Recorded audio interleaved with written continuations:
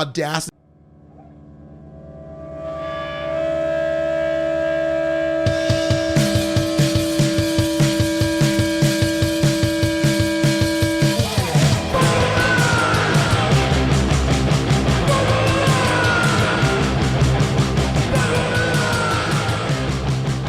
Hello and welcome to When Will It End, a movie podcast for two friends, dare I say, two cool friends. I know we're pretty cool. We're very cool. It's St. Patrick's Day. Oh my God, last episode. Don't date the episode. We're releasing this like a year from now. I want to set the stage where we've been drinking and are now sad. So we're celebrating a holiday, which is cool.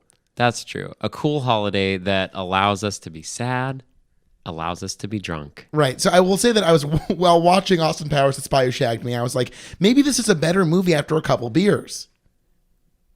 It wasn't. No. I think it was worse because the whole time I was like, it just made me a little bit unfamiliar with like, is the beer causing this feeling in my head and my stomach and my body and my soul, or is Austin Powers doing it? Okay, I feel like I have to take responsibility for something. Yeah, you do. Well, for a number of things. Yeah. One, I think I'm more in support of gun violence after watching Austin Powers, The Spy Who Shagged Me. We initially changed pace from Die Hard to Austin Powers for levity, and instead I think I found a sort of stupor where I feel like I've died, and this might be like a horrible afterlife. Yeah, because we were talking actually about this. I do think that Die Hard 2 is maybe equally as bad as Austin Powers 2, but I think it still would have been a more enjoyable stupor in which to live. Well, there's ski-doos in that. There's ski-doos. And there's nary a ski-doo. Not even a single Not ski-doo. a single ski-doo. So I sort of went into this being like, this is the one I've seen the most. I remember it the best. I love some of these bits. It's going to be great. We're going to really pick up where, Charles had a lot of skepticism, deservedly, for the first movie. It's a flawed vessel for God's message. This is not a good movie. No. And it was much longer. Wait, we're jumping the gun. We're jumping the gun. Okay, let's slow down. So for everyone slow down. let's calm down. It's St. Patrick's Day after all. Happy St. Patty's. Yes, that's a great accent. Thank you. If there's one thing we've learned from Austin Powers, it's how to do a convincing, thorough, consistent accent. Or how to have a consistent, like, uncaring about what you sound like. Because I think if you were to compare Austin Powers 1 and 2, his accent sounds totally different. Even what's his name, Dr. Evil, sounds different. This is falling apart. But basically, here's the story. We're two guys. Two of us. We now watch not just one movie, but the entire series of a film series, from start series to end series, and we just evaluate the series as a series. Is that basically it? Did you mention that it's a series-oriented series? I was just doing that thing, baby, where I go, baby? Too many babies. Hey, Charles. Yeah. Behave, baby. Behave, baby. Oh, remember that little baby? There's so many things. Okay, why don't I? Okay. So anyway, we were doing Austin Powers. We did Austin Powers. We're now doing Austin Powers 2. Yes. So let me ask you this right off the bat. Watching this movie, I got the sense that Mike Myers is on he doubles the budget. Okay, Austin Powers comes out, people like it. It's not a huge hit, but it's definitely like it makes an impact. They double the budget for this. He knows he's walking into a sequel that's incredibly anticipated, and it seems like he relaxes into this being a cultural moment more than an actual movie. Oh yeah, because this is less than a movie than the first movie, which is barely a movie. I mean, the plot. I think if there's one thing that this movie has over the first one, it's that it does feel much more like a movie in terms of its pacing, where like there aren't these weird lulls, and where like in the last one was like, what happened to the plot? This one I sort of feel the plot throughout the whole movie, but yeah, it's another 10-minute plot that gets bloated out to, or should I say, fat bastarded out to an even longer one. No, it wasn't. It's 145 or so. No, it's 135. No, it's 145. Dude, Voodoo told me. Voodoo told you? Voodoo called. I mean, we weren't even Hold using on, we were Voodoo. using Google Play. Yeah, but Voodoo still I have now called. subscribed to 2 new streaming services and spent $5 to watch these 2 movies. Voodoo only had Austin Powers 2 for sale. And by the way, they were charging $14.99 to own a digital copy of Austin Powers, The Spy Who Shagged Me, the 1999 classic directed by Jay Roach. It's his 3rd movie. Jesus and they have the Christ. Fucking audacity to call it a Jay Roach film in the credits. It says like a Jay Roach film. like as though this is meaningful in some way. No. Leads the picture. It is essentially a Mike Myers movie where a director he could yell at did it. Yeah. Functionally stood behind the camera. Mike Myers, is he directed anything? I hope God not. I don't know. I honestly don't know. Everything from him is, he has 3 ideas we found out. 4, I guess. There's Wayne, there's Austin, there's Shrek, and there's Love Guru. And we've seen now Shrek and Love Guru You're leaving out times. Dr. Evil, who still, I think... Okay, for the record, last movie, I was talking a lot about how Austin Powers is essentially a great vehicle for Dr. Evil. I would say that dynamic flips dramatically in this movie in a way that I was sort of unprepared for, because now Dr. Evil, because he was so big from the first movie, is now overplaying his hand and is sort of terrible in this. It's like Austin Powers was made, and then nothing happened. Then Mike Myers listened to our episode of the podcast where he learned that we really like Dr. Evil and that I wanted time travel to occur. And he's like, okay, let's make the second one where Dr. Evil is much bigger, has a much bigger role, but Mike Myers is a fucking idiot. Dr. Evil is half a man compared to what he was in the first one. A half a man. Or should I say an eighth of a man? An eighth of a man. So, okay, I wanted to ask you this. This movie introduces 2 iconic characters into the Austin Powers verse, the Powersverse. The Powersverse. We decided to call it Powersverse. In order of appearance, I believe we get first Vern Troyer as Mini-Me, playing inexplicably, I'm not going to rewatch this, but for reasons that don't really bear repeating, they decide to make a smaller version of Dr. Evil. I think it's because he hates his son so much and he wanted someone that would like really conquer. Because the whole opening is Jerry Springer. Which was good. Yeah, Jerry Springer is honestly the best actor in the whole movie. Springer kills it. He brings it. Scott Evil confronts his father who returns from space on Jerry Springer in the opening. And they bring back the guy from Mad TV who plays a security guard who gets steamrollered in the first movie. The guy plays Stewie. I think his name is Michael McDonald or something. How do you know this? Because I don't know. I know things in life. Wow, he's at nothing. I could nail the years of each Shrek movie. So like my life has of course you can. degraded to this level. Yeah. But like that's a really big thing. You know, this little guy that got steamrolled. And he's back, baby. You know, this little guy that's watching Big Boys and Dicks. That's what you call Jerry Springer, Big Boys and Dicks? No, Oh, no, that's Clint Howard. No, you're confusing him now. Oh, who are you talking about? When in the first film, Austin Powers and Elizabeth Hurley, who plays, of course, Kensington. What's her name? Kensington. Vanessa Kensington? Mrs. I want to say Mrs. Kensington. They steamroll a guard who goes, no! Yeah. Okay. And then the second one, he's the guy that saw the dick. No, and the second one, he's the guy watching Jerry Springer. Right. Clint Howard is the guy who sees Big Boy in the first one and the dick in the second. Oh, I thought they were the same man. You were doing this thing earlier that drove me crazy where you were like... Where I was staring aghast at what I was watching? Yeah, that's... No, I confused with Paul. Sorry, Paul the barista. To bring back Paul, to do a callback to our last episode, Paul the barista at the Marketplace Cafe, who was like, who knows how Clint Howard's in all these movies? Was this you or Paul? I don't know who Clint Howard is, so it must have been Paul. It's Ron Howard's brother. That was definitely Paul. Okay. I heard this nonsense Paul conversation. Was like, he's in all these movies. I'm like, right, his brother's Ron Howard. And he's like, who's he know in Hollywood? I was like, I don't know.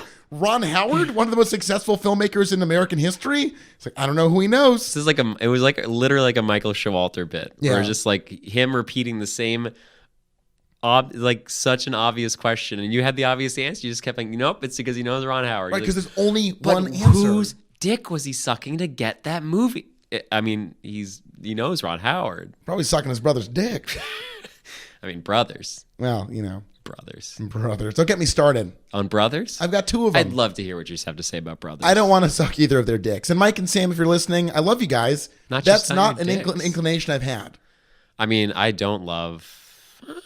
You love your brother. No, I was going to say your brothers. Oh, okay. Well, hold on. That's different. Right. They're just guys, you know. I was just trying to think. You could suck their dicks in a consensual manner and be fine, but... I definitely don't love the one whose name I forget. Mike? Yeah. You would... I love Mike. He's my brother. Yeah, and I'm not talking about you. I'm talking about me. You don't have to love Mike. No, I'm just saying I don't love Mike. Right. Sam's cool. Yeah, Sam's pretty good. I don't think I love... I'm going to do my bridge test. Okay. Which I used for dates. This is a horrible thing. I'm happy you're bringing up your own terrible rationale. I don't think it's terrible. It's sociopathic. It's upsetting. It's not. This is your like Rorschach test thing where you see like a puddle of blood every time. Right. It was just... it was like... just to figure out if I actually cared for the person. I mean, some people are like, what if they got lost in the woods? That could be one. No, are these They're all bad? The, like the basically, structure. Just explain your horrible thing. The bridge test. Oh God. If the person fell off a bridge, what level of reaction to that would I have? Would I do nothing, walk away? Would I call the police? Or would I jump in and save them? You realize the bridge test is more of a referendum on you than Absolutely. I'm not blaming them. This has nothing to do with them. This is just whether I care about a person that I just met. But the impact of your fickle, uncaring nature, what's being measured here? Okay, so it just happened once where some little woman that I was dating, that you met her, she was a very angry person, and I didn't like her. I realized because woman. How little was she? She wasn't that little. She was tiny. She was like just over 5 feet, but mostly she was like just probably weighed under 100 pounds. Anyway, I'm referencing her size because there was a strong wind that day. We were walking over the bridge, and she was like, "Whoa! I almost got blown off the bridge," and I was like, "You're like, I'm going to devise a test now." You know what? I really wouldn't care if you got blown off the bridge. And that's when I made the bridge test. This is the person you went on a vacation to the Bahamas with before breaking up with Puerto Rico. Yes, we basically broke up, and I was like, you know what? I'll do it. I'll what happens. Go to the island. And see what happens. Right. And what turns out is that you still wanted to break up with her. Absolutely. She was more of a nightmare. She was so mean to me. So if you were walking on a bridge and the wind blew Austin Powers, the spy who shagged me, off of the bridge, what level reaction would you have? I think that would be more of like, I would probably wait until I knew that Austin Powers, the spy who shagged me, had drowned. And then call the authorities to just make sure we could drag the body up. We could all get a good look at it, get a quick piss on it. I don't think they let you do that. I mean, I'd slip a $5 bill to the cop, the Boston cop. The Boston cop. Or the Charles River. The Charles River Bridge. They're all the Charles River Bridge. I don't know why he has that weird child's voice. Yeah, all right. Is that even a lisp? No, that's some sort of speech impediment. Sure. Okay. I don't know why. So I you're talking to a child cop in Boston. A child cop who can't pronounce his O's. About a 1999 comedy, and I say that in a highly... Oh, he's like, Charles, Austin Powers, the spy who shagged me. He's British now too. Am I in the room What is happening? With Michael Myers himself? Yeah, baby, yeah. All right. Okay, so in this is why you get turned down during these recordings. Sorry. I'm just so into it. No, you seem broken. Like you're rallying now, but you did have like a look in your eye like we'd watched Showa, basically. So Mike Myers, I think, amped it up this movie. Like he was in control. I sort of feel like this happened in Shrek too, where like the first one, it was much more natural. And then both Dr. Evil and Austin Powers just like entered a level of to the 11 in their accent, in their mannerisms, in their body language. Everything was just like so fucking maxed out. It was like, shh, tone it down. Okay, what I noticed a lot in this movie, which I liked at times, is the self-awareness evident in Austin Powers. We talked about this, where like he frequently in the movie, he'll make a joke, sort of pause, think about it, and react to it in real time as like an audience surrogate. And he's also the entire anchor of the series, which it's a very strange dual role to present in a second movie, where he's trying to have his cake and eat it too in a big way, where there's a lot of stuff that does not work in this, like the first movie, but he'll linger on it and sort of like be like, it wasn't very good. But like in the movie, which is a level of dick swinging that I kind of admire, where you're at that level where you're like, it's weird. I could write a better joke or I'll write a bad joke and just be like, that was bad, and keep going in the movie. So we could call that a level of dick swinging, as you refer to it. Yes. Or we could just call it the man who cannot write funny jokes, who is in charge of writing the jokes for the movie. I guess we could just agree to just. I guess like being like boldly lazy, like being like defiantly uncreative, I sort of admire. Where he's right, like, but I feel like that would be true if he's proven himself to be a funny, creative person, and over again he's just proven himself to be, I think, accidentally very funny in the same manner of being a lazy comedian. Well, this movie is like in so many ways a dogged retread. Other than the two new characters, almost everything else is just like, so they bring back so many bits from the first movie, from the zip it and the shh to the, which is truly pretty excruciating. Dr. Evil got so fucking watered down in this one. Yeah, I think like in the first movie, there's a bit more restraint, and the restraint makes it funny. Yeah. And in this one, there's a music video like twice in the movie, it feels like. It's crazy. I don't even remember any of them. I just think I Just absorbed the them. two of us. Oh, We yeah. can make it if we try. I'd love to talk about the very opening scene to this movie. Yeah, okay, let's get into it. Because Give me your first impressions. Well, we talked a lot in the last episode about how, especially for a movie in the 90s, which really didn't have much discussion of any sort of looking at sexism in the workplace and rape culture and all this stuff. Those weren't really even in the vernacular. It was actually pretty good about looking at the way men deal with sex and how it's just an awful slog for women to be around men. And suddenly in the opening scene of this movie, he like rips this woman's face off and she's just a robot. Right, like this woman who he like learns to listen to and learns about monogamy from. She turns out to be literally inhuman and dies. And evil and dies. Kills her. And he holds her severed hand with a ring on it and gives this beautiful, stirring monologue. And he goes, but wait a minute, that means I'm single. Yeah, baby, groovy. Which I think is hysterical. I think it's genuinely funny. Like, where they're like, it's a sequel, reset. They just hit the reset button. And like, obviously, if the rest of the movie was not weirdly sour and disturbing and exhausting, it would be a much funnier opening. But I kind of admire the audacity of that. Like, I do admire it. I think if it had done something, but basically it didn't reset the movie to redo or like try to find a new way to come to similar ideas or even talk. It didn't even really talk about sexuality at all. Like the whole first movie had the setting of a 60s guy who learns that the free love revolution was actually misguided in a lot of ways and treated women badly and was just sort of a big fucking around. And like he learns how to maybe be a better man. Reset, maybe we could learn something else. And no, this movie just resets to retread some of the same jokes, but we don't even go through any sort of like there's no lessons, there's no character arcs, there's nothing. It's just him like trying to fuck again. Like that's the whole movie. It's him trying to fuck again. There's one, and then he learns at the bottom of his heart that he can always fuck. There's one big difference. Yeah, what's that? Heather Graham. Okay, well, Elizabeth Curley was a brunette. Heather Graham is a blonde. Right. Yeah, that's pretty big. I would say that in the spirit of that, they tried like part of the movie is like Heather Graham is going to seduce an enemy operative this time, and now Powers have to confront the fact that he's not the only one who can seduce people. Right. That's I would say, the sweatiest, the it's closest supposed to turn the tables. Like, whoa, women have the power to seduce men. Right, which would sort of work if Heather Graham was not objectively a black hole of an actress. She's really quite bad in this. And like, I want to give her some credit for being game for what is probably a humiliating and exhausting experience making a piece of work. But like, again, not to diss Elizabeth Hurley, who's not terrible in the first movie, but she's not great. By comparison, she's amazing. Amazing. I think Heather Graham is just like lacks a certain charisma that's impossible to replace. And when that character feels like such an afterthought, it just doesn't matter. And whenever like ground it clawed forward with the first movie, with her taking a similar role, it does fall flat. Yeah, and then this whole thing where like even she's seducing him, but the whole thing is like, oh, I've just been in love with you ever since I heard about you. I became a spy because of you. It's like, it's such garbage. And then it's for a movie that seemed sort of strangely progressive in the first one. This is just like, this is the T2. This is the T2 where they're like, hey, we have this engine that works. Let's strip it down and like do it whatever people want and make it super sexist and super loud and super, everything like from the first movie. We're going to do it again, but bigger and dumber. Yeah, because people really responded to that. As we were talking last time, it's sort of like that Beavis and Butthead effect where it's like they made this thing making fun of a thing. And then they realize, wait, no, American culture just really likes this thing. So fuck it. We'll just make another one that's just more about a man being a piece of shit.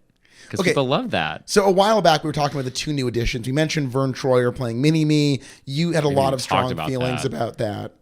Yeah, it's incredible. He's just like this, treated so badly. I would say punching bag minus the dignity of a punching bag. Yeah, because at least a punching bag, like, is dead to the world. And I've punched a punching bag and I almost broke my wrist. Wow. Like, I mean, I got very small. Look at these wrists. They're quite small. I'm looking at them now. Little wrists. Look, I can touch my first knuckle. Wow.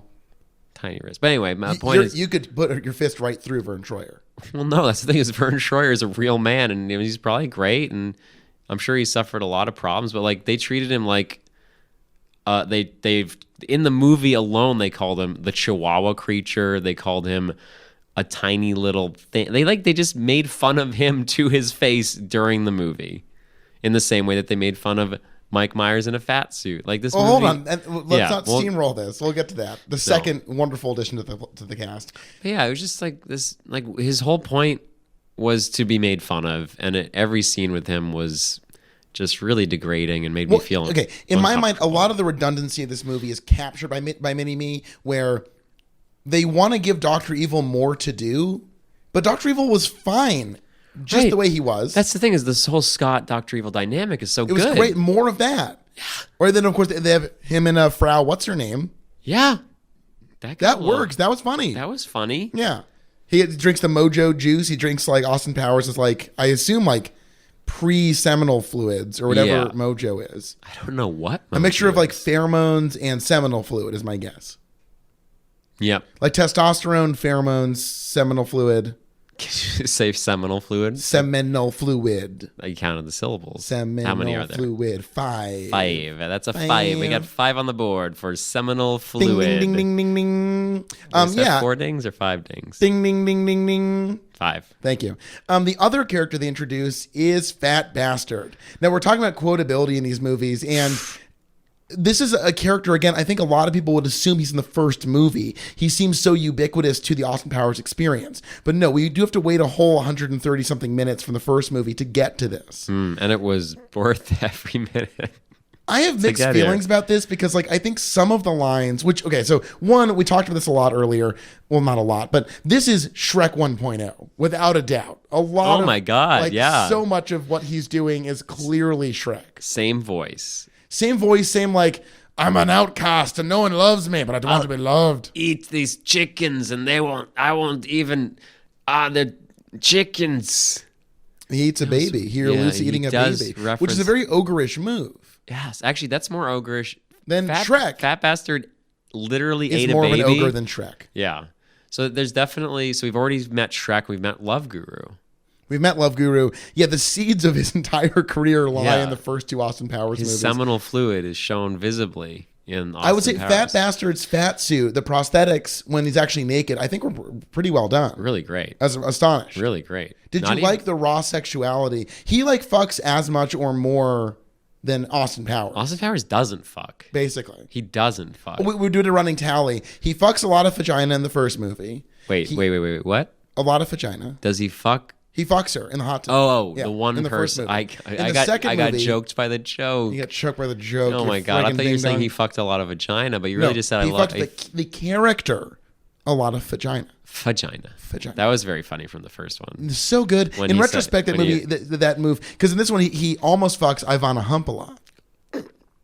Much worse name. That was a great goal. See, you said you like Ivana Hump a lot more than it's funnier. A lot of vagina. Ivana Hump a lot. That's funny. A lot of vagina is not a phrase that anyone's ever said. A lot of vagina? Have you ever, like, no one says that. Well, it's like pussy galore.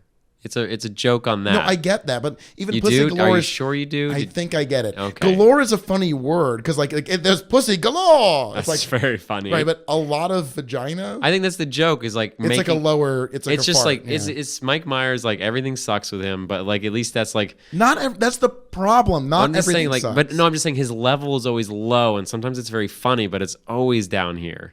That's true. So his whole thing is like, oh, they literally like in a movie. Like a James Bond movie, there's a character called Pussy Galore. Okay. What if we just called her a lot of vagina, which is actually what that means? I'm going on the record. I'm retracting my stance and saying, Charles, you were right. Thank you. A lot of vagina is funnier than Ivana Hump a lot. Right, because Ivana Hump a lot is just like, it doesn't have any reference. It's not a real name. Ivana Hump. I mean, I know a lot of vaginas. Some of my best friends are vaginas. I'm going to let that sit for a minute. Like one of Fat Bastard's famous shits. I've got a turtle coming out of my butt. A turtle head. Turtle head. Yeah. Really deplorable. Yeah. The thing with Myers is that like he gets a little and then goes nuts with it, which would work better if he had more than like particularly violent shit jokes. But like they're not like I will say, did you ever see The Whitest Kids You Know got written into some bad studio comedy called Miss May or Miss March? It's like about like wacky college dudes are trying to sleep with a playmate or some horrible movie. It's very bad. There's one shit joke in it that is so funny. It's like my favorite shit joke. I got to show you this clip. It's like a great shit joke. Austin Powers, the spy who shagged me, does not have good shit jokes. There's a few and they're all bad. No, oh wait, what about the one where he drinks shit liquid? No, that was good. You like that one? That stuck with me. That's a good one. I think if you're gonna, I like the joke of like, there's two things right next to each other. I hope it doesn't mix them up. I know. I wish they just called more attention to it. Yeah. I wish you'd be like, all right, pouring my coffee. He has a shit mustache. He does have a shit mustache. It's really abhorrent. Which was really good. Yeah. And also, I think the best part of the joke is one that like needs to be described because it's so obvious, but he doesn't realize he's drank shit. No, he says he's like, it's very nutty or whatever. It's funny. This smells like shit, baby. Yeah. And then the guy's like, it is shit. It is shit. Oh, good. I thought I was all by myself on that one, baby. But then he actually drinks it. Glug, glug, glug. And he's like, this coffee's a little nutty. A little nutty, but That's funny. That's funny. That's funny. Coupled with a shit mustache. That was good. That survives. Yeah. I don't want to spoil it. There are more shit jokes in the third movie. No spoilers. How could there be more? I distinctly remember more. I feel like he's written them all. You'd be shocked. There's more to come. I mean, he even had a few left for the Shrek series. Yeah. I would say this might be with a Mike Myers character actually consuming feces. This might be peak Myers. I know that actually is weird that these Austin Powers movies are somehow grosser than. I mean, I guess they're kids' movies, the Shrek movies, but like that's true. And also, like, but you know, Mike, he's a human in Austin Powers. Yeah, that's true. Eating shit. It's gross when an adult man drinks shit. Do you think that was actual shit liquid? I'm sure it was. Yeah, he's famously a method actor. Yeah. If it's his commitment to bits is insane. Like Fat Bastard, the character is wild. Wait, so is that even a fat suit, or did he just? He gained all. No, I'm kidding. It's definitely a fat suit. All that weight. Is that hair real? The hair is real. We didn't mention this. The budget. They doubled the budget for this from like under $20 million to like the mid 30s. I love how obsessed you are with budgets. No, but it's like. No, I do. I love. I'm not even making fun of you. We learn about the attitude going into the movie with the budget. So for this one, they were like, "We're onto something," and it's literally a doubling. It was 16.5, and the next one was 33. So they're like, "We're onto something here. This is going to be big." And this movie made over $200 million. Right. It was a huge hit. Huge hit. And it's, I would say, demonstrably worse than the first one. Do you want to stand up? You seem very excited. I'm leaning forward right now. You should stand up. Don't stand up. There's not enough room. Okay, yeah, it's too small. But anyway, I think I'll start yelling if I stand up. It's too small. It's too small. The room is too small. My office is too small. What's too small? I like calling this an office because it's like better than it's like a room. A yellow room with paper mache. No, with it's not paper mache. Foam. It's foam. It's sound absorbent material. Ah, yeah. That's right, guys. This might sound like an amateur podcast, but no, I'm actually a media professional. I'm a media adjacent connoisseur. consumer. You're a consumer. I'm a connoisseur. I'm a producer. You're more of a consumer. Right. Yeah. Weird that I do all the editing for the show. I don't get it. All the editing. You just record. You hit record. I'm the engineer. You hit record. You're not the producer. Okay, hold on. We're co-EPs. Okay. I'm the engineer. Okay. You're the editor. Editor. Yeah, that's what I just said. I edit all of it. I want to delineate this now on record. Let's so get we have it it all there. Clear. So we're co-EPs, which is very important. What's EP? Executive producer? Oh, yeah, we're co-EPs. Okay, co-EPs. There's no universe where only one of us is EPing. No. Because if you were EP, I'd be furious. Yeah, no, no offense. I don't know how to EP. Furious. I'm actually honored to be even included in the co. Yeah. Well, I wouldn't know what to do. Hold on. So I didn't need to give you that? No, you could be EP. Okay, I'm EP. But not anymore. You told me I'm You're co-EP. an assistant P. No, come on. AP. Co-EP. Fine, co-EP. Cope. Done. We're back to the beginning. Call it co-ep. Co-ep. We're co-op. And Mike Myers got production credit, producer credit on this movie. This podcast? Yes, Mike Myers is producing the podcast. Mr. Myers, thank you. We need more fart jokes in here, Mike. More. I can't wait for the Love Guru. I really can't. I can't wait for him to die. Yeah. I live in constant fear now of Mike Myers making something new. I'm actually now that I've seen these and grimly fascinated. We have to get to the Love Guru to really go to the true sub basement of Mike Myers. What was productions. the Ashton Kutcher one where he also dressed up like an Indian? No, that was for that was just a commercial. For an advertisement. Okay. Where he was Raj. I thought there was he played the richly realized character Raj. Oh, that's right. It felt so real to me that I thought it was a full feature film. Most South Asian people had to rewatch the ad to realize that it was not indeed someone from their own community playing Raj in the Pop Chips commercial. Ashton Kutcher. They're like, that looks a lot like, the guy from that 70s show, but it feels like he stepped straight out of the streets of Mumbai. How many Oscars has he won? Oh, 7. 7. Yeah. He deserves many more. Best director, best scorer. He's not EGOTing, he's Oscar sweeping. That's the Kutcher method. Kutcher, when he gets in this, they say every project, he's like, every project I do is gold standard. And when I say gold, I'm talking about the little gold man I'm going to take home at the end of this fucking thing. That dude, I've heard on set from people on set working with Ashton, he always has a broom strapped to his back. And they're like, no, usually there'll be like an intern like from NYU going, like a PA being like, what's the brooms? And they slap him across the face. Like when Mr. Kutcher makes a movie, he's going for the sweep. He's going for the sweep. He's going for slap the fucking sweep. I just like the part where they slap that guy. Yeah. He's like, oh, I'm so sorry. Like, shut the fuck up. Remember in Jay and Silent Bob Strike Back when Chris Rock throws the... Never seen it. Really? I hate... Kevin Smith? The Smith Man? I'd hang with the Smith Man. The View Askewniverse? Just never watch any of his movies. Okay. Seen 3, thought they were all garbage. Which 3 have you seen? I've seen Clerks. I've seen Mallrats. Okay. And I've seen Dogma. I started Chasing Amy and I just had to shut it off. Chasing Amy is truly a steaming turd. It is a really awful movie. I would say that parts of Mallrats I like. If you haven't seen Jay and Silent Bob Strike Back, there are bits in there that kill. I will not see it. The Good Will Hunting 2 scene, if you never see the movie, we'll do this after the record. I'll show you the Good Will Hunting 2 Honestly, scene. I've seen Good Will Hunting. Oh, it's a very bad movie. You've never seen it? No, because I just hear it seems really bad. that movie. Yeah. That got an Oscar. Kutcher didn't get an Oscar for Jobs. Maybe the performance of our generation. And what happened? But they gave a fucking Oscar to fucking Damon and Affleck for Good Will Hunting. For Good Will Hunting? I know. Yeah, there's a lot of holes in my movies. Well, as a proud New Englander, you gotta watch Matt and Ben when they were scrappy. Yeah. I've watched him in a lot, but I'm not gonna watch that. Affleck has at least 2 Oscars, right? Like he has Good Will Hunting for screenplay. He has Argo for director. What the fuck? Did he direct that movie? He directed it. That's fucking crazy. It's not crazy because it's bad. It's a terrible movie. Let's not talk about it. Let's not talk about it. I hate that's let me ask the obvious question. Yeah. This is an agonizing experience in a way because I can see in your eyes where you're at with this series. Are you asking when will it end? I already asked. I don't even know why I'm still here. Yeah. You gave a very skeptical, I'll see what comes next after the first movie. You definitely were not hungry for more. Now it looks like you look nauseous to the thought of a third one. Right.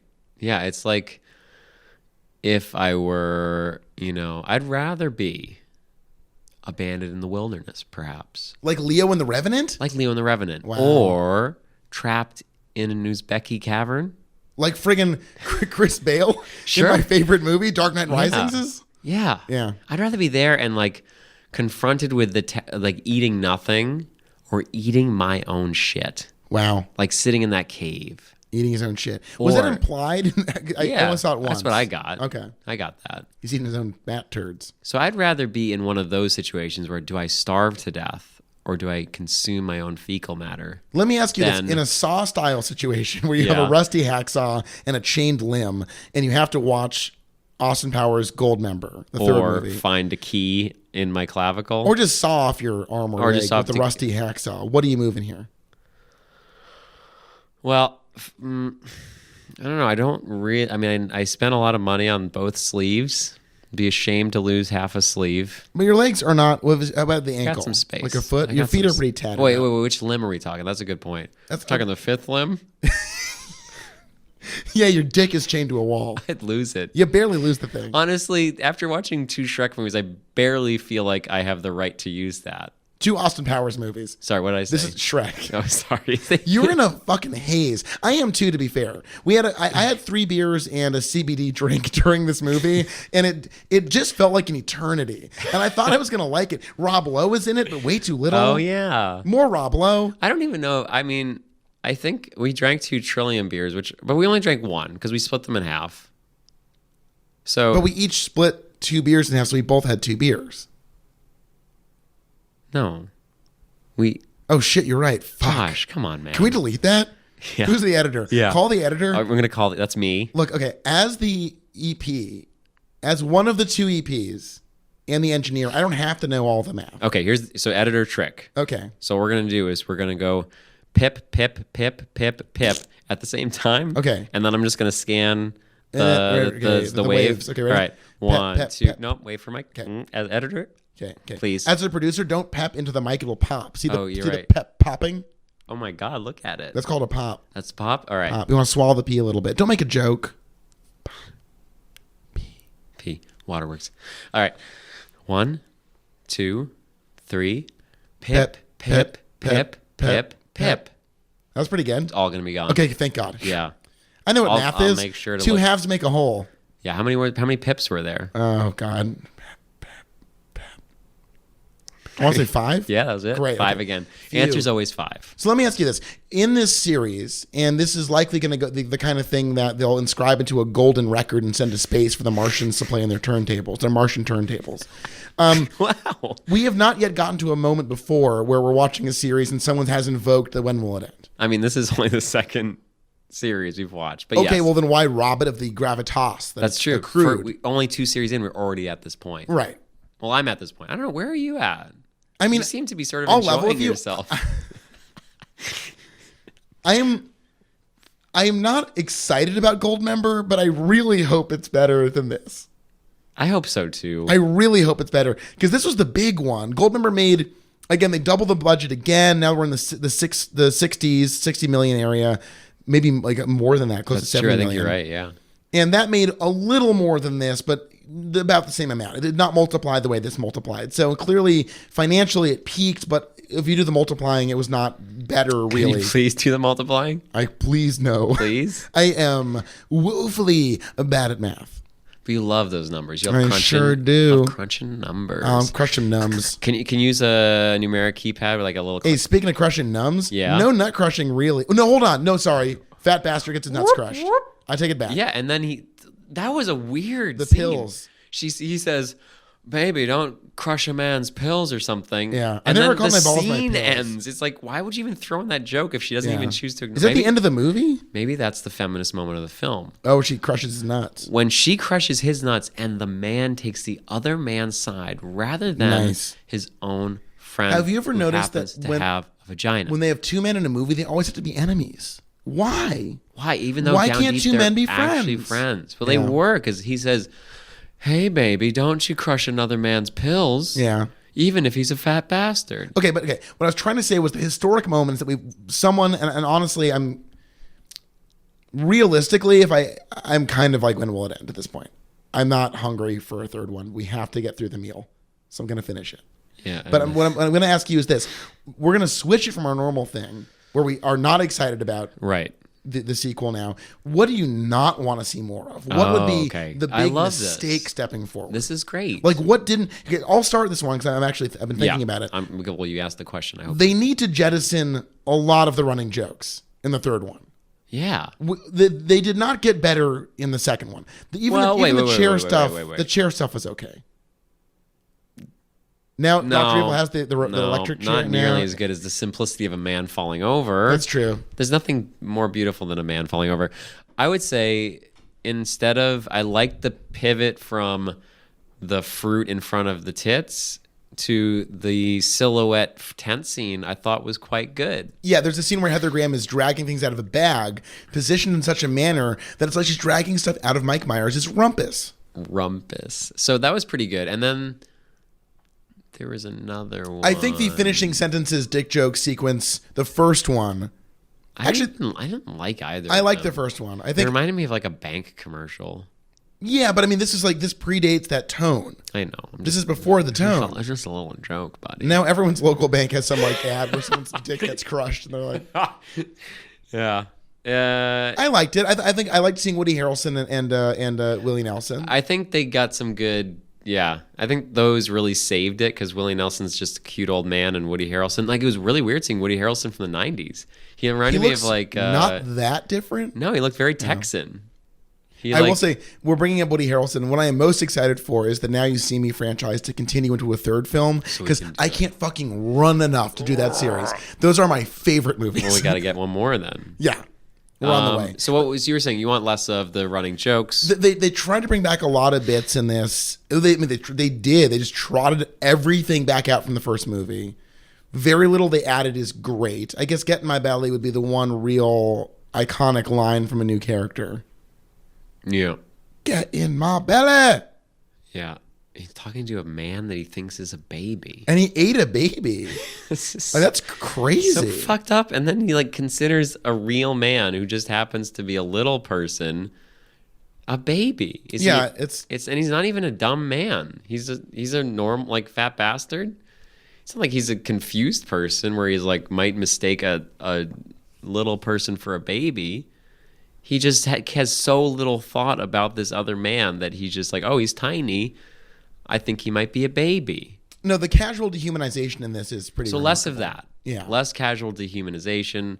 Less. Because it was, in a way, it was Austin's humanity in the first movie that made it more than the sum of its parts. I like that. Yeah, it's true, because it seemed like a sort of heartless, boring movie, but there was some pleasure in watching him sort of realize that little speech at the end about freedom. It's not great, but pretty good. How much for more you like the first movie now in the shadow of this. I feel like an asshole because I really thought that it was the better of the two, but I was really wrong. And the egg is on my face. All right, so if we're stuck with Dr. Evil in this version, this manifestation, less Dr. Evil at this point. No more Mini-Me ever. No more fat bastard. Get rid of Heather Graham. I want more. Felicity Shagwell, you mean? Yeah, sorry. It's the character she richly brought to life. Yes. Yeah. I want more. Remember when she goes, "I'm a secret agent. I'm a secret agent because of you. I'm a secret agent." Yeah. That is something a secret agent would say. Felicity Shagwell by day. Felicity very Shagwell by reputation. It wasn't even a joke. No. That was another thing. Her character is like a horny person. And in the first movie, Vanessa Kensington, the Elizabeth Hurley role, is not horny. And she becomes horny because of Austin Powers' sweetness. Right. I think that's really great. That's such a great point. Where he learns how to be a better man and she learns how to be less guarded and more in touch with her sexuality because she's met a man that's willing to go places for her. Right. And in this one, Heather Graham's dump a load in me out the gate. I mean, she's blast, just blast. And he's I can't blast. My mojo's gone. My mojo's gone. Yeah, his seminal fluid, testosterone, pheromones, and baby Viagra has that's good. You sound like a goat having a stroke. What were we just talking about though? That I really liked that you said. We're talking about how basically in this one, Felicity Shagwell, the new love interest, is just horny out the gate. Right. Oh, so that's it. So they have this character. We talked about this in the very beginning of the show, where what worked was that not only I didn't really think about it. Austin Powers has a whole movie to reflect on himself and have some changes, but so does Mrs. Kensington or Miss Kensington, Vanessa. In this one, they reset, and then it's a flat line. No one changes. The whole thing with mojo is bullshit. What he learns how to he had the mojo the whole time. Just because my seminal fluid was sucked out of my tum, a little tum, I can still fuck. That's the message. Yeah, it's terrible. It's terrible. It's such a cop out. And I get that they try to have fun with all of this is confusing and dumb and don't worry about it, which is I like that that's a cute moment when Michael York tells the audience not overthink about the time travel. I like that. Right, but you can't. He basically is don't worry about it, have fun. And it's not that fun. Hey, you know what, Michael Myers? Maybe just fucking write a fun movie rather than telling me don't worry about it and have fun a third of the way. Well, okay, we talked about Terminator 2. We talked about the way these movies they highlight the worst parts of human behavior and everyone ignores the moral and just highlights the sheer depravity. And this movie feels like that, where there is no point to it. There's no moral core. It's just bigger and more blown out, and everything is just cartoonish in a way that's not cute. It just feels sour and redundant, and it just doesn't work. Yeah. And it feels so long. Though I do like the Will Ferrell scene with the questioning. That's funny. That was very funny. I did like that. I like rules. It was an establishing, very established conversation about rules. Right. I must be asked a question 3 consecutive times. Yes. My girlfriend Allison, who I'm going to mention, I guess as long as she's watching these films with us, she deserves like recognition. Yeah, 'cause she this is said some not- smart stuff during it. She sure did. And she was like, "Why do you guys find this part funny?" And I was like, "I think rules are funny." and they're funny to me. I it think is rules funny. are funny. And it's funny because a movie's basically built on rules. Right, And we you made up just- these dumb rules. and you just don't talk about it. So when the movie goes out of its way to talk about it, it's still that low, lazy film because it's like, here are the rules that we're working by. We're just going to show them to you. So it's still not a very smart humor, but it's funny. I think this movie feels like a real George Lucas prequel situation where someone has a great idea and everyone's like, Sure. just go do it again. Just do it again. We're not going to say no to anything. Right. So Mike Myers is like, this guy, you got to ask him 3 times in a row the same thing. And it's like, great. And it's like, this guy, he's fat. And I was like, okay. Okay. And like, no one's like, okay, but like, is there a second thing or like anything else? And He's Scottish. that's Don't forget true. he's He is Scottish. He plays the bagpipes in that one moment. Oh, yeah, where he spews out his farts, I think. It's like a sleeping gas. Well, if it were sleeping gas, then why was he unaffected? I actually think it was his farts. That's it. This is sort of a fanfic moment now. You're right. Where yeah. you're like establishing more rules.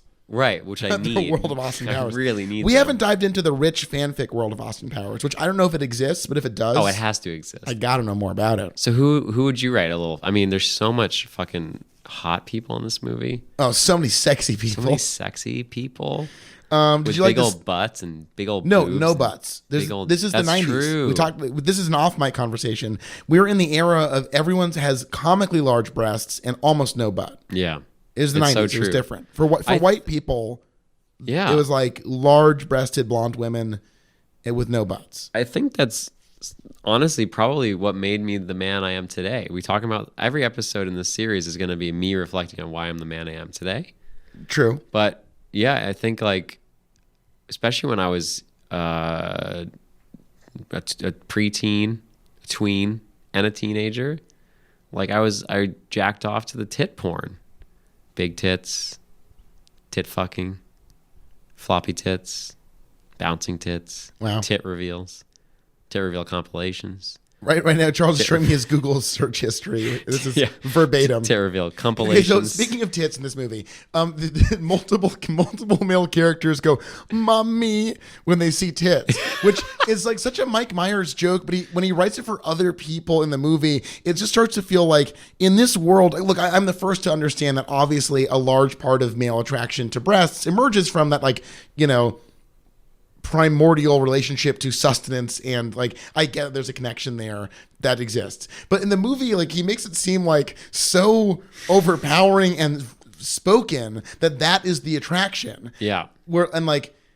Yeah, it's wild. So I don't know if to praise him for drawing attention to part of the psychology behind fetishizing breasts, but it's also all of it feels, it doesn't land. It's not funny. No. And for a young person to watch that and be like, oh, that's the reaction I'm supposed to have directly, 1-to-1. It's that's where it feels a little weird or irresponsible, where it's that's a complicated idea.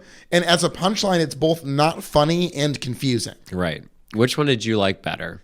You have, on the one hand, the scene where, for a reason that I either missed or was not included in the movie, Austin Powers sticks his head into Vanessa Kensington's boobs, mutters things that are incomprehensible. She rips his head out, and then he says, "I got my head stuck in your jumblies." Or the scene where, what's her name? Shagwell reveals her boobs to the security guard. He says, "Mommy," screams headfirst at them and lands into a pile of lava. Well, I think I like that in the second movie when Shagwell does that. She goes, "I've got an idea. How about these?" And it's really like watching a porno. It's so bad. Yeah, that's actually a good point. It is. It's Jesus. And we talked about this, this is 99. She's just come off of Boogie Nights, which is what, 97 or 98? 98, I think. Right. So she's just become famous on the indie circuit for playing a porn star. Where she bears herself. She bears herself to the camera and to the world. And to be fair, in that movie, the Julianne Moore Mark Wahlberg relationship is 100% just, I'm your mommy. Yeah. I'm your mommy, Dirk. Mommy. Mama. Mama. But so I don't know. It's funny. She brings a lot of that roller girl energy Yeah. Felicity Shagwell. She does actually. And I feel don't think it bad. really Like I works don't in either. dislike Heather Graham. I think, she was young. Those are early roles for her. Maybe she's done better work since then. She's bad in this movie. Yeah. And while Elizabeth Hurley seems like she's working hard and not like, she's a model. She's like a Spice Girl. She's barely an actress.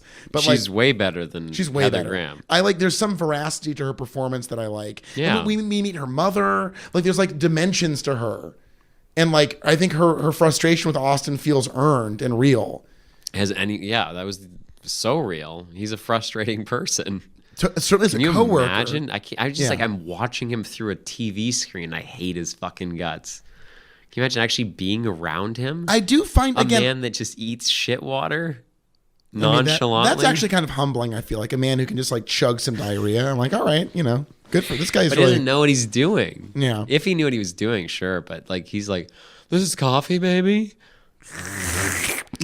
Do I make you horny? Yeah. And then Heather Graham's like, I'm gonna fuck the shit out of this shit chugging asshole. She watches it. She's like, whatever. No one say anything. God. Yeah. So yeah, number 3, more Michael York. I love Michael York. I do think hits persistently as Basil Exposition, which is a great name. I love him in the series. Yeah. I wanted more Rob Lowe in this. I didn't get it. I don't remember if there's Rob Lowe in the third. We'll find out together. Probably not. Yeah. But honestly, I've learned to be, sort of wary to wish for things because I wished for time travel. You wish for more Dr. Evil. I wished for time travel. I wished for more Dr. Evil. So in 3, and both things went awry. let's keep it in one time frame. Less Dr. Yeah. Evil. What do you even think is going to happen? So this is called Gold Member. It's called Gold Member. No, it's not even called. It's called Austin Powers in Gold Member. because like in Goldfinger, Yeah. that kind of thing. I remember the new villain. Wow, yeah. The new villain. Oh, I get it. I don't think you do. I didn't really get it before, but now I get it. It's a Thank golden you. That's why I'm penis EP. instead of gold. We're co-EP. Fucking Jesus, we're co. We're co. Co. We're co. Co forever. Goldmember refers to, similar to Goldfinger, the new villain is named Goldmember. Oh, right. Yep. I would say, from my recollection, it's the most repellent Mike Myers character who's not a racial stereotype. I didn't even think that Goldmember was going to be played by Mike Myers, but Yes. now that you say it, that makes a lot of sense. Now, I'm trying to remember how much Dr. Evil is in it, because if he's in it, there are other characters return, and there's a lot of Mike Myers in this. Dr. Evil has to be in it. He pretty much does survived. have The to, end. The end of the second one is him going, It's the same as we'll the first get one. him Yes. in the next movie, won't we, Mini-Me? Here's the thing. I think 2 years passed between The Spy Who Shagged Me, from International Man of Mystery. 2002. No, Yeah. we're in 99. So No, then, I'm saying, so this is next one's 2002. I think it's 2003. Even. There's a much longer gulf here. And this is when I saw in theaters. So I'm in middle school, and I saw this in theaters. So you were 13, 12 or 13. Thereabouts. So this, I was graduating high school. wow. Yeah. That's crazy. Yeah. That might be our biggest, most profound gap. You're right. With that, when I was graduating high school, basically Gold Member, Right. which I didn't see, so I don't even know what we're talking about. It had no effect on my life. But Or did it? The butterfly effect. if I had seen it, I would have just been graduating high school. You were just starting 6th, 8th grade. Wow. Think about those But numbers. here's one thing in common. Neither of us had had sex at that point. Can you crunch those numbers for me? Crunch, crunch, crunch, crunch. That's crunch. true. I Yeah. didn't have sex until 2004 or 5. Okay. So you still beat me. No, but not by age. Not by... Just with power of sex.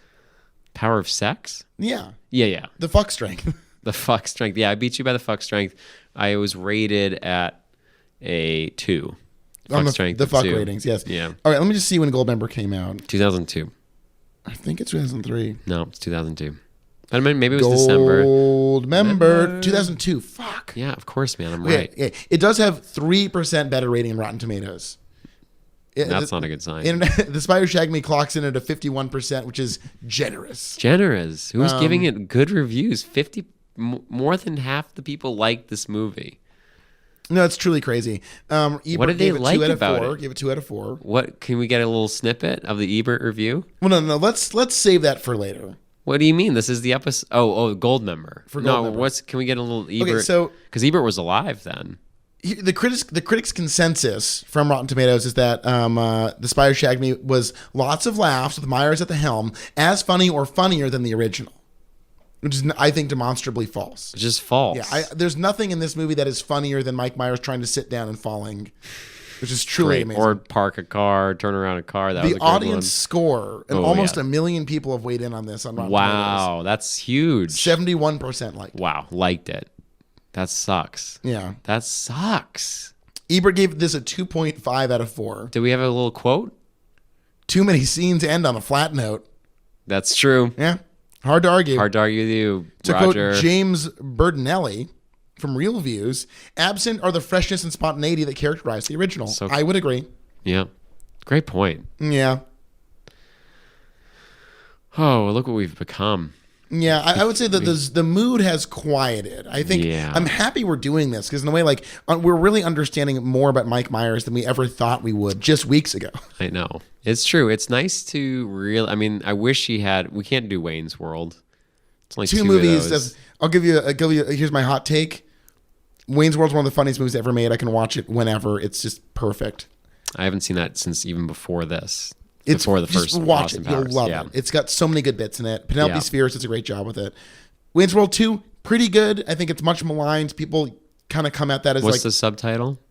I don't know. I'm trying to remember. It's Wayne Stock is the major plot point in Wayne's World 2. Waynestock? Like They hold a Woodstock? festival, yeah. Oh.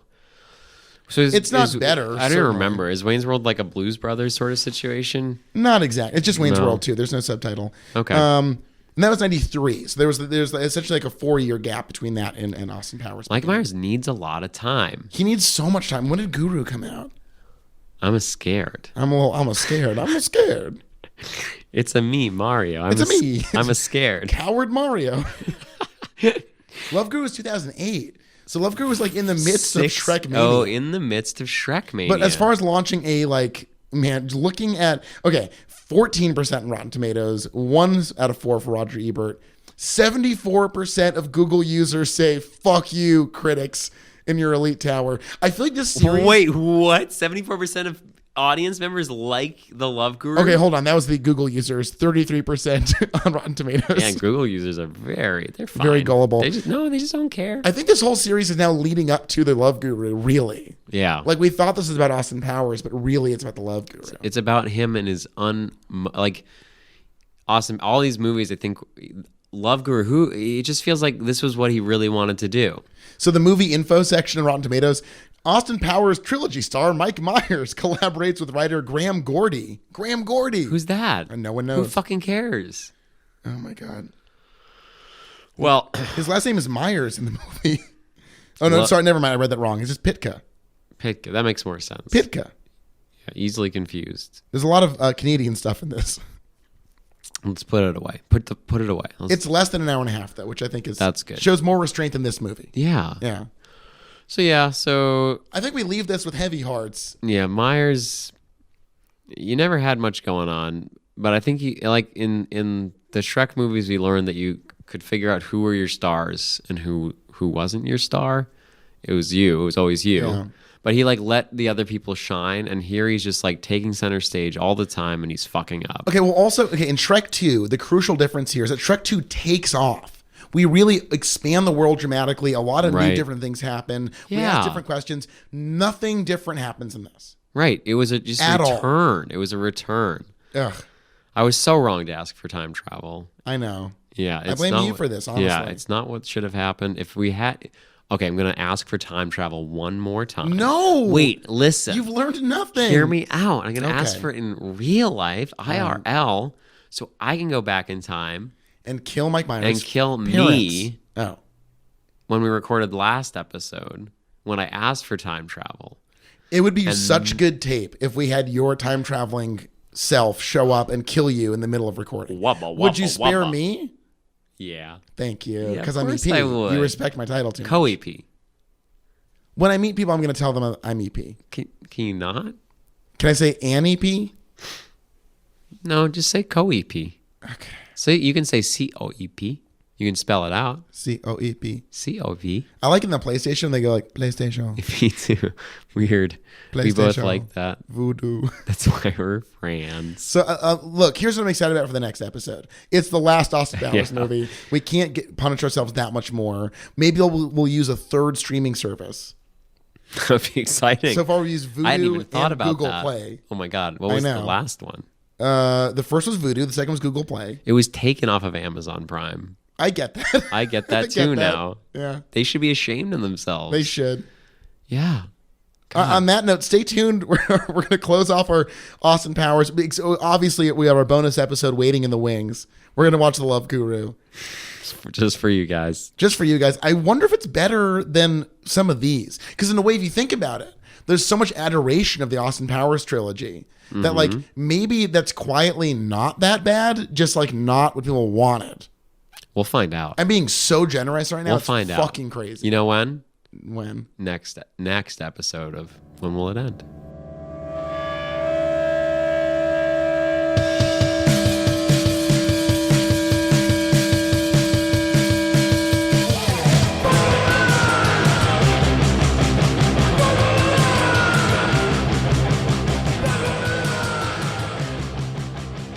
This has been a podcast from Josh and Charles Productions that was produced by Josh Landys and edited by Charles Hobby. Special thanks to Waste Management for that song we keep using. They're everywhere. Just find them. Waste Management. If you liked us, rate us on iTunes. And you can also find us on Instagram, Twitter, Facebook, all those things, all as at WWIE Podcast. Send us ideas for series at our email address, wwiepodcast@gmail.com. That's it from us this week. We'll see you next time.